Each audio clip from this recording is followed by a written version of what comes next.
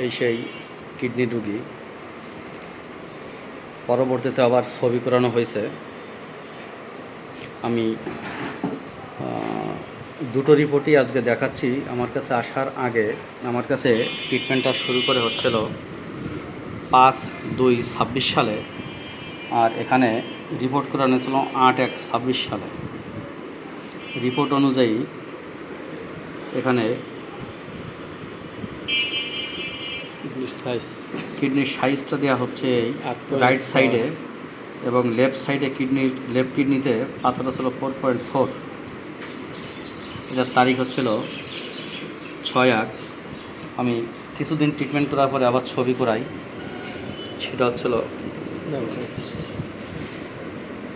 4/6/26।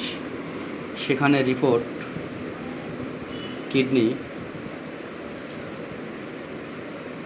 বাম দিকের কিডনিতে পাথর নেই।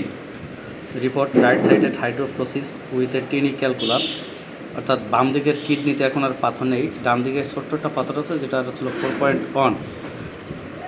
অর্থাৎ এই যে হোমিওপ্যাথি, অনেকে বলে হোমিওপ্যাথিতে পাথর পড়ে না, অপারেশন করতেই হবে। অপারেশন করা লাগে অবশ্যই, সেটা যদি 9 পয়েন্টের উপরে যায়, 9 মিলিমিটারের কন্ডিশন যদি অনেক খারাপ হয়। কিন্তু এর যদি ছোটো থাকে এবং সঠিকভাবে কেস টিকিং নিয়ে যদি ওষুধ দেওয়া হয়, তাহলে অবশ্যই দুরারোগ্য ব্যাধিও অল্পতে আয়ত্তে আনা সম্ভব।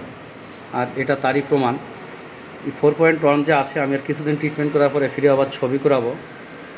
মোটামুটি কথা যে হোমিওপ্যাথি কত সুন্দরভাবে রুগীকে আরোগ্য দেয় এটা দেখালাম, এবং ভবিষ্যতেও রুগী, এত কঠিন রুগী অল্পতেই আরোগ্য হবে।